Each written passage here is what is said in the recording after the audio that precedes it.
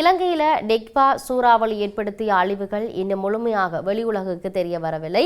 இதுவரை வெளிவந்த செய்திகள் அதிர்ச்சியை ஏற்படுத்தியுள்ளன என்றுதான் நாம் சொல்லக்கூடியதாக இருக்கின்றது.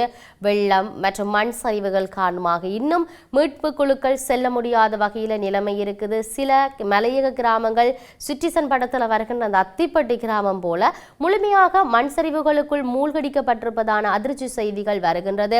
குறுகிய நேரத்துக்குள்ள பெரிய வெள்ள நீரோட்டம் மற்றும் மண் சரிவுகள் உருவாகி இருந்தது.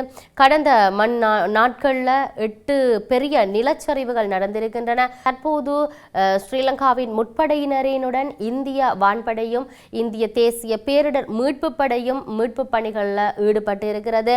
இந்தியா தனது சிற்றக மற்றும் MI-17 ரக உலங்கு வானூர்திகள் களத்தில் இறக்கி இருக்குது. அரசு தலைவர் அனுரவின் உத்தரவில் ஸ்ரீலங்காவும் தன்னிடம் உள்ள 2 அதிவிசேட பிரமுகர்களின் உலங்கு வானூர்திகளையும் அவற்றின் சொகுசு இருக்கைகளை கலட்டிவிட்டு அவற்றையும் களத்தில் இறக்க முடிவெடுத்து விட்டதனால இனி அனுர உட்பட அரசு தலைவர்களும் இந்த VIP டெலிகாப்டரை பயன்படுத்த முடியாத நிலை வருகின்றது என்று சொல்லப்படுகிறது.